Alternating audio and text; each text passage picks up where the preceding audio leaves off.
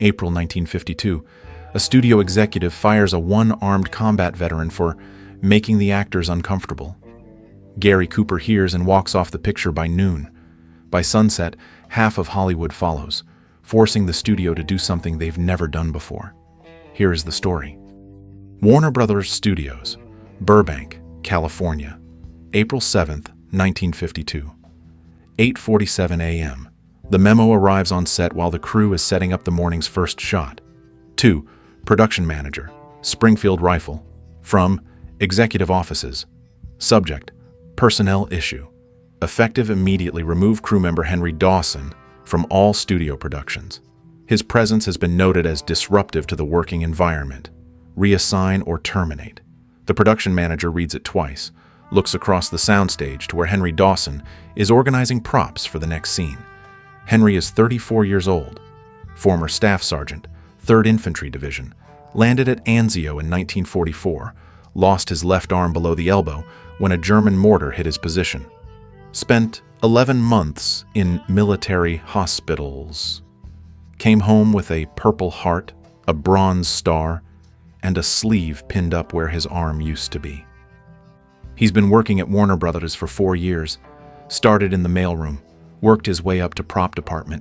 Good at his job, reliable, professional, never complains, never asks for special treatment. But last week, a visiting executive's wife saw him on set.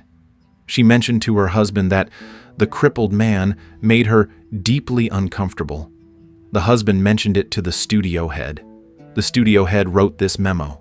And now Henry Dawson's career is over because a rich woman didn't want to see his empty sleeve. The production manager folds the memo, puts it in his pocket, doesn't know what to do. Gary Cooper is sitting in his canvas chair 40 feet away. He sees the production manager's face, sees something wrong. "Frank, what's going on?" The production manager hesitates. Cooper is the star of this picture. You don't bother stars with crew problems. That's not how Hollywood works. Nothing, Mr. Cooper. Just a personnel issue. What kind of personnel issue? Frank looks at the memo in his pocket, looks at Henry Dawson across the set, looks at Cooper's eyes. Blue, steady, waiting. He hands Cooper the memo. Cooper reads it. His face doesn't change, but something shifts behind his eyes. A coldness settling in. Who wrote this? Executive Offices. Mr. Hartley's signature. On what grounds? Doesn't say specifically, just disruptive to the working environment.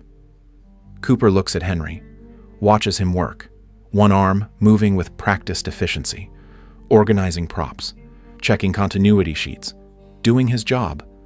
That man served at Anzio. Yes, sir. Lost his arm fighting for this country.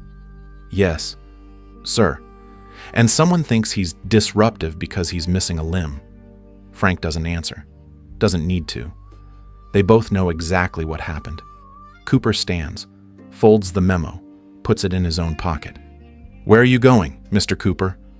To see Mr. Hartley. Before we continue, quick question for you. Where are you watching from today? Drop your state or country in the comments. Executive building, 3rd floor, corner office with a view of the backlot. Richard Hartley sits behind a mahogany desk. 58 years old, silver hair, expensive suit, the kind of man who's never been told no in his life. His secretary buzzes. Mr. Cooper to see you, sir. Hartley smiles. Gary Cooper, the star of his biggest picture this quarter. Send him in. Cooper enters. Doesn't sit, doesn't shake hands.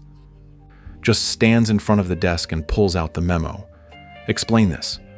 Hartley's smile falters. I beg your pardon? Henry Dawson, prop department. You ordered him fired. I want to know why.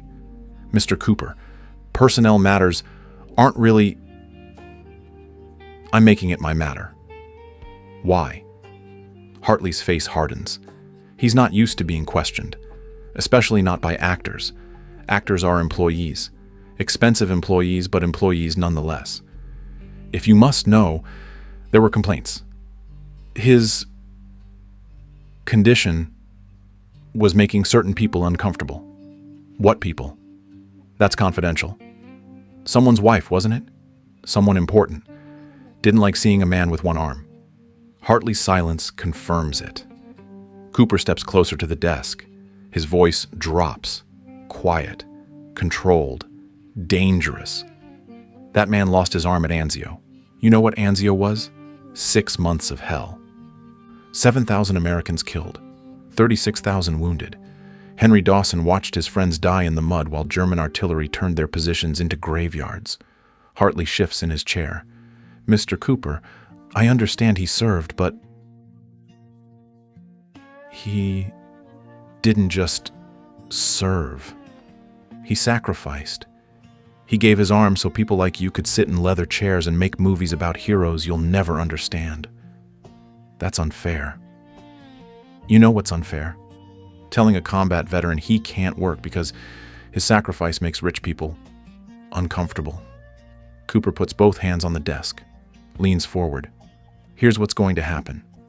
You're going to tear up that memo. You're going to apologize to Henry Dawson personally, and you're going to make sure nothing like this ever happens again. Hartley's face goes red. No one talks to him like this. No one. Mr. Cooper, I don't think you understand your position here.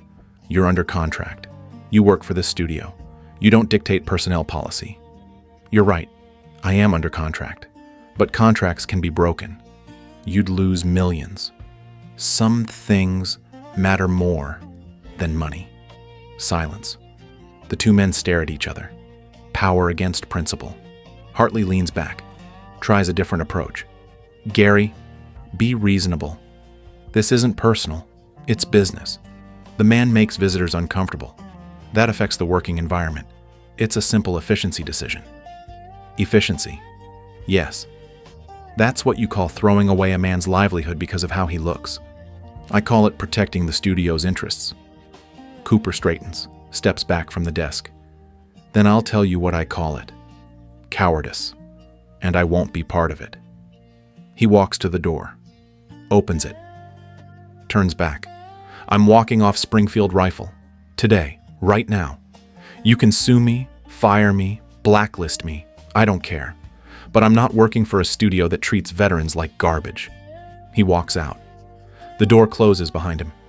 Hartley stares at the empty doorway. His hands are shaking. Gary Cooper just walked out on a $3 million picture over a one-armed prop man. He picks up the phone, calls the production manager. Frank, we have a problem. 11:30 a.m. Word spreads across the Warner Brothers lot like wildfire. Gary Cooper walked off set. Gary Cooper quit the picture.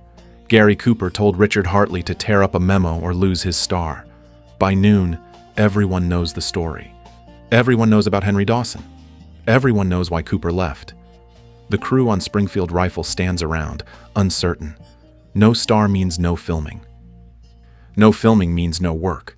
But there's something else in the air, something that feels like a choice being offered. The director, Andre Detot, gathers the crew. Listen up. You all know what happened. Cooper walked because of how they treated Henry. I'm not going to tell you what to do, but I want you to know, if you walk too, I'll understand, and I'll walk with you. Silence. 47. Crew members looking at each other. Then the gaffer, 52 years old, veteran of Iwo Jima, steps forward. I spent 4 months on that island watching Marines die. If Cooper's willing to lose millions over a veteran, I can afford to lose a few days' pay.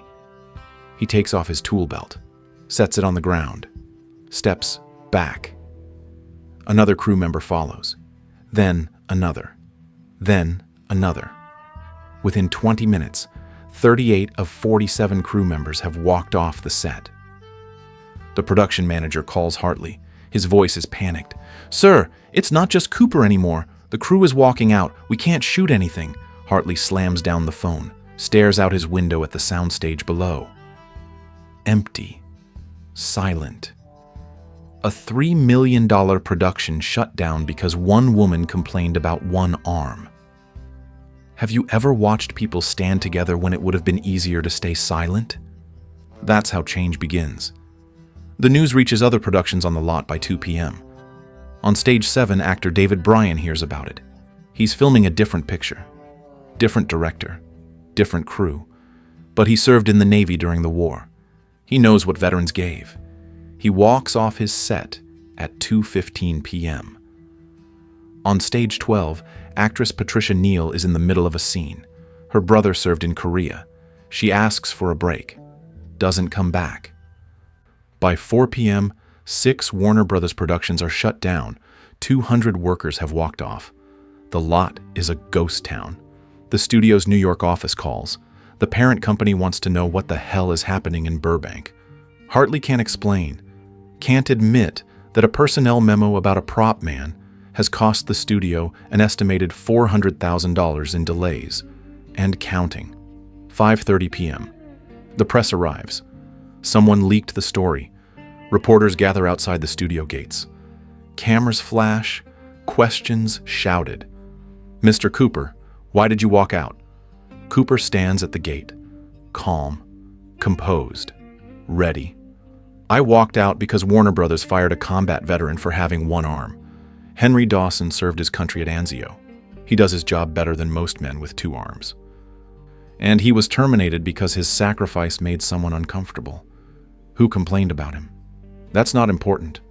What's important is that a man who gave his arm for this country was thrown away like garbage. I won't work for people who treat veterans that way. And apparently, neither will a lot of other folks."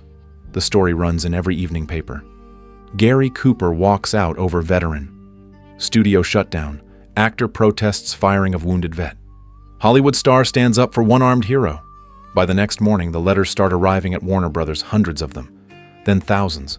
Veterans, veterans' families, Gold Star mothers, regular Americans who'd never written to a movie studio in their lives. They all say the same thing. Stand with Gary Cooper. Bring Henry Dawson back. April 9th, 1952, 9 a.m. Richard Hartley's office. The studio head, Jack Warner himself, flew in from New York overnight. He's sitting in Hartley's chair now. Hartley stands by the window like a scolded child. Warner is furious. Not at Cooper. At Hartley. "You shut down 6 productions over a prop man's arm.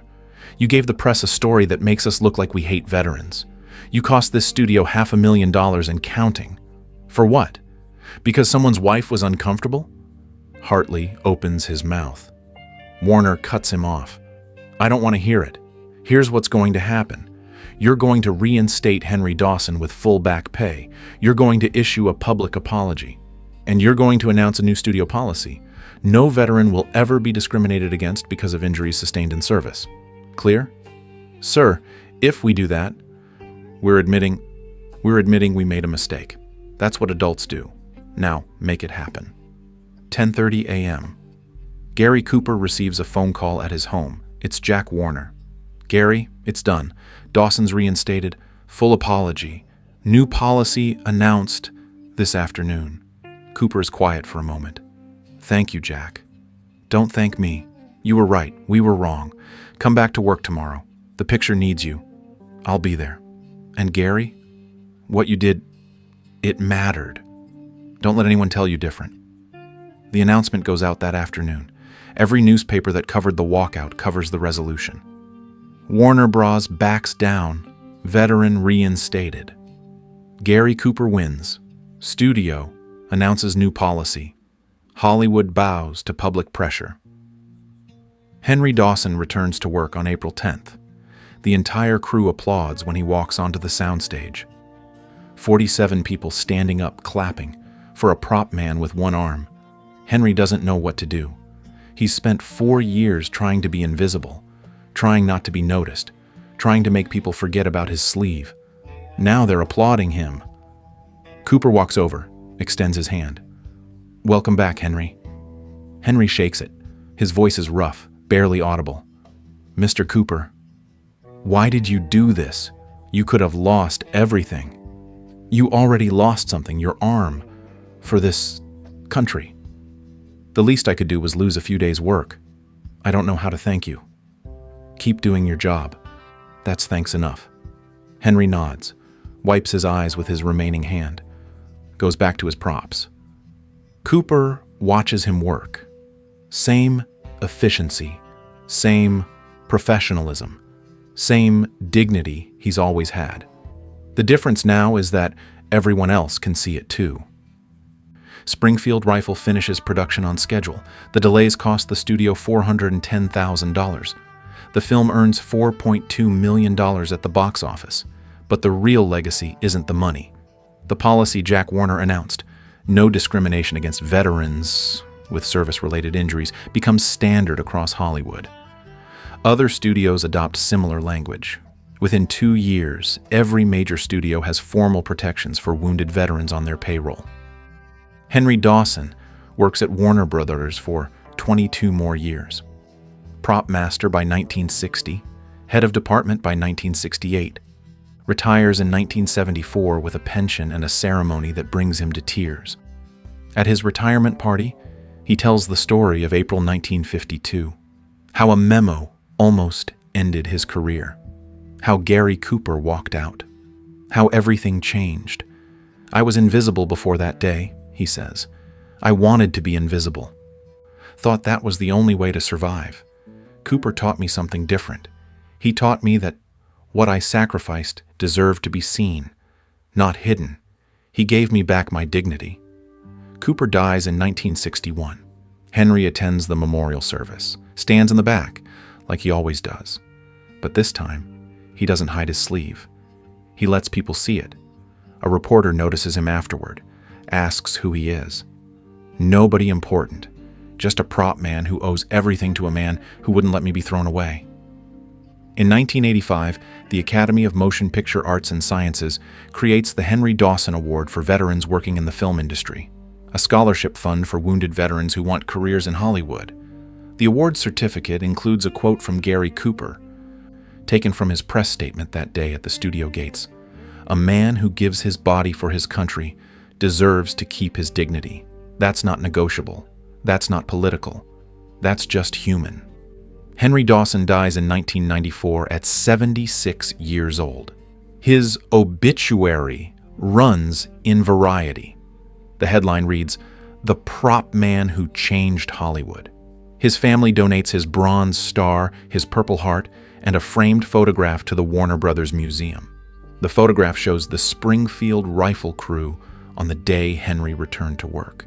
47 people standing together. Cooper in the center, Henry beside him. Under the photograph in Cooper's handwriting, "For Henry, who taught me that standing up is easier than looking away. Your friend, Gary." The placard beside the display reads, "In April 1952, Gary Cooper walked off a picture to defend a one-armed veteran's right to work. The studio lost $410,000. Hollywood gained something priceless, the understanding that sacrifice deserves respect, not invisibility. 150,000 people visit the museum every year. Most walk past the display quickly. Some stop, read, understand. They learn that one memo almost ended a man's career, that one actor refused to accept it, that one walkout changed an industry. That's what happens when someone decides that dignity is worth more than money. A memo, a walkout, an industry transformed. If stories like this matter to you, subscribe. And unfortunately, they don't make men like Gary Cooper anymore.